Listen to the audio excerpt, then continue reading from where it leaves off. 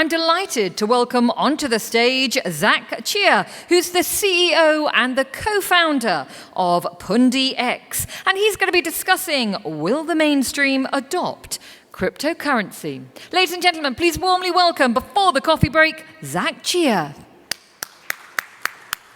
Hello everyone. So my name is Zac Cheah, and then the company and the project I'm going to talk about is Pundi X. So I believe every one of us here have Bitcoin, and many of us here are actually sitting beside a millionaire, if not a millionaire yourself. So the question is, what about the other 99.9% of the people out there that hasn't owned Bitcoin? How do they own Bitcoin, and what is the easiest way to own Bitcoin?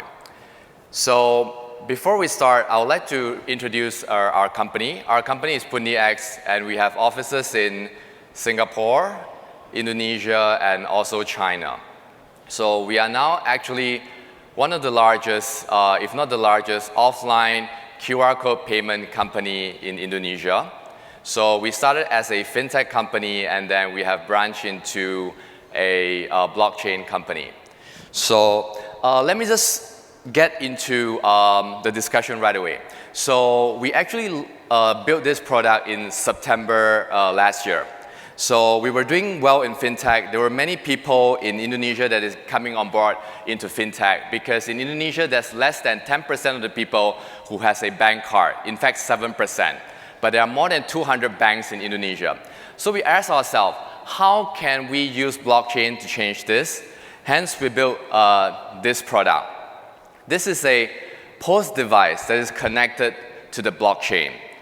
The purpose of us having this device is actually, we buy Bitcoins online, but we are actually the 1% in the world that does this. Many people want to go online to buy Bitcoin, but they find it very hard, very complicated. In fact, when we go to Singapore and Hong Kong to talk to bankers about our ICO, bankers actually tell us, hey, can you help me to buy Bitcoin? Because one, it's complicated. Second, the exchange is overloaded, right? So we want to have an easy way to allow people to go into any store, say 7-Eleven, and use a very simple device, similar to a POS device that you see, which is connected to the blockchain, and using just a card or a wallet, online wallet, to purchase your cryptocurrency. So this is a very simple POS device. The difference is that it's connected to the blockchain. Right, we have different kind of coins in the POS device. So say for example, today is a good day to buy Bitcoin because the price went down a little bit, right? So I will click on Bitcoin, and then I will key in the amount in either fiat or in Bitcoin volume. All right, so I'll go for Bitcoin. So today I will buy 1 Bitcoin, which is about 16,000 US dollar. So this is a live pricing that we get from an exchange, plus the tax from the local government. So it depends on the jurisdiction. If the local government says no tax, then that is no tax. So I will press OK, and then there's actually two methods to choose from. One is using our XPass card, so Pundi XPass card. The second way is actually to use our X wallet. So let me just use the first way, which is to use the card to purchase. So this is a crypto card. So what I do is that I will just take the card, and then I will just tap onto the device. And here you go. You have bought yourself a Bitcoin in a convenience store. So this is a way for more people, in fact, regular people, to purchase Bitcoin using the device. So this is method number one, which is using the card. So after you purchase using the card, what you can do is that you can spend using the Bitcoin in the card itself. So say, for example, today you go to Starbucks, right? You want to purchase a coffee using Bitcoin. So what happens is that, $1 of Starbucks, and I press OK, and then I can use to pay using the Bitcoin which I've purchased next door, and then I will choose the currency that I want to pay with, which is Bitcoin, because I think that tomorrow maybe the price will go down a little bit. So I'll press OK, and then I will then tap onto the device. So we have purchased using the crypto card. So what we're trying to do is, one, to allow more people to acquire cryptocurrency the easy way. Second, what we want to do is to actually allow people that own crypto, either on our card or on other crypto cards, to purchase using the device. So what do we do is essentially to allow people to really go onto the blockchain and buy things. Last week, there was an announcement that Visa actually prohibits a lot of crypto card to transact. The crypto card in the market right now, all of them are actually using Visa. So essentially, the crypto cards are still tied to the traditional banking system. What we want to do is actually to really decouple from the traditional banking system altogether, because there is no point to use a crypto card that has to go through the traditional payment channel. So what we want to do is to support all the crypto cards out there, our own crypto cards, and also online wallet application to pay through a real blockchain. So is there any questions so far? I can take one question, sir. Is it possible to transfer cryptocurrencies from that card to a... Hello. Yeah. So this is Sergio Catrine from Romania. Is it possible to transfer cryptocurrencies from that card to a hardware wallet, for example, to keep for safe storage? Yes, it's possible. So the difference between our solution is that we allow you to retrieve the private key from our system, because essentially our system is a semi-hardware wallet, because the Bitcoin is stored in the card. And whenever you want, you can take the private key out and transfer it to a hardware of your choice.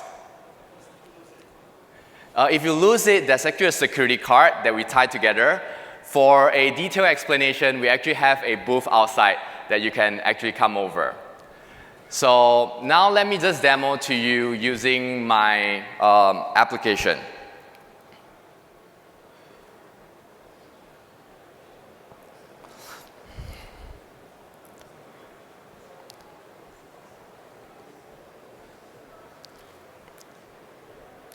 So this is a wallet. This is an application wallet, a QR code.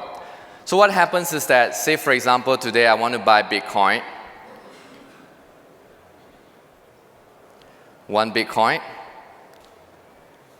And then this time I'm going to pay with a QR code payment method. So let me just try to get hold of this, yeah?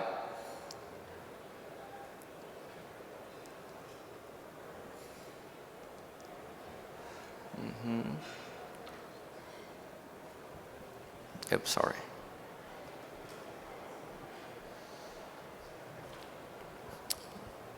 Oops. Yep, here goes.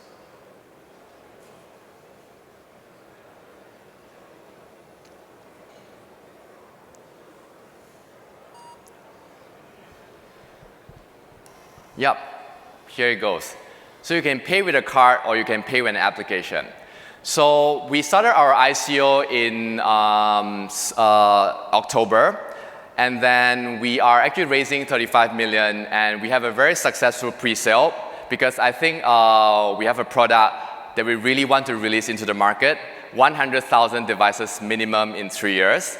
And then we are actually raising 35 million hard cap, and during our pre-ICO, we have raised almost 30 million already. And then we will open our crowd sale on the 21st of January to finish off the rest of the race. So I think I have maybe 1 minute more. So one more question. The gentleman over there. Hi. Name, company, and question, sir. All right. My name is Spencer. I work for Deutsche Bank. Yeah.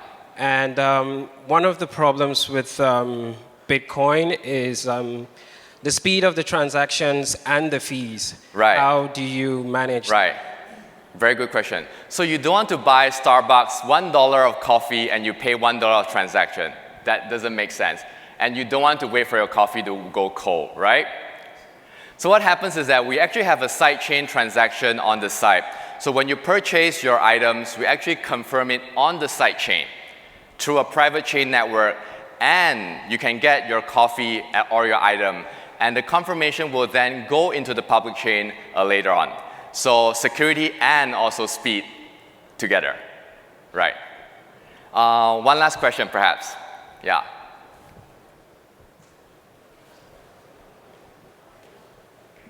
Hi, good morning. Sorry, I had a question regarding, we're from Savvy Capital Partners. My name is Avinash. The question I had with the practical application is what I see is fantastic. But with most cryptocurrencies, what we're seeing now is that we're seeing rapid deflationary points in price. Right. If I'm a vendor, right. I'm let's say selling you a cup of coffee. Right. Or that price of coffee in crypto terms is constantly changing, that I have to set right. the price again and again. Right. There's a very practical problem right now we're facing, because for the very purpose that crypto is supposed to be used for, isn't really being used for. Yes, it's an industry challenge, essentially. Yeah. So what we do is that, it's an industry challenge that we cannot solve by ourselves, but what we do is that we allow a 120 seconds lock-in for the price of the Bitcoin or the cryptocurrency. So long that you pay in the 120 seconds, the price is locked and we bear the loss or the gain. So once again, Pundi X, and we are doing our ICO right now, and then our aim is actually to put 100,000 devices globally with a true blockchain payment ecosystem. Thank you.